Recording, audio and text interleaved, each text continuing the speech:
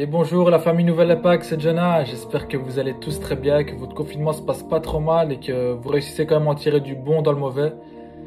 Pour ma part, c'est ce que j'essaye de faire et c'est d'ailleurs sur cela que je voulais parler avec vous ce matin. Avant de commencer ce jeûne, je ne savais pas trop sur quoi me focaliser pour sortir des bénédictions. Et donc une semaine avant, j'ai commencé à remettre ça en prière. Et ensuite, par après, au fur et à mesure de la semaine, Dieu n'a pas cessé de se révéler à moi à travers plein de choses comme une personne qui venait me trouver ou une conviction en moi ou à travers des enseignements. Et cette chose, c'était tout simplement, Jonah, on va se calmer, on va d'abord régler les choses qui sont plus essentielles et primordiales. On va pouvoir s'attaquer à toutes ces choses que je lui ai demandé en fait durant la semaine.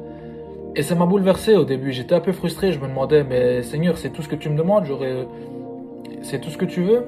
Et puis j'ai compris que je ne pouvais pas proclamer la victoire sur les futurs combats si je remettais pas de l'ordre dans les bases en fait. Et pour ma part, pour ceux qui me connaissent, beaucoup savent à quel point je suis pas du tout organisé comme garçon. J'ai tendance à faire des choses au dernier moment et de vivre les choses à la dernière minute. Et c'était très néfaste pour moi en tout cas dans plein de choses. Non seulement dans ma vie avec Dieu, mais aussi à travers mon parcours scolaire ou ma vie professionnelle. Et quelle en a été la conséquence? Le manque de temps tout simplement. Un manque de temps de passer du moment avec Dieu ou d'entretenir ma relation avec lui. Et puis, comment être le meilleur ami d'une personne si nous la fréquentons pas en fait? C'est la même chose avec Dieu.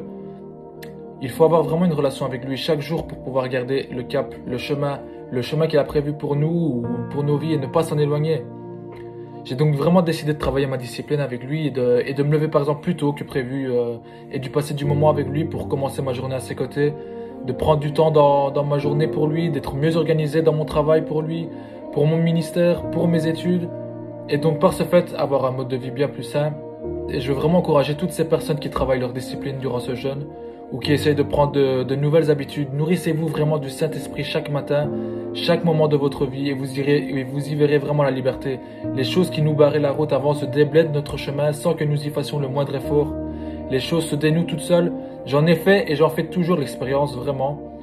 2 Corinthiens 3,17 nous dit « Or le Seigneur c'est l'Esprit et là où est l'Esprit du Seigneur, là est la liberté. » Le Saint-Esprit est cette chose en nous qui nous dit quand nous faisons quelque chose de mal ou de bien.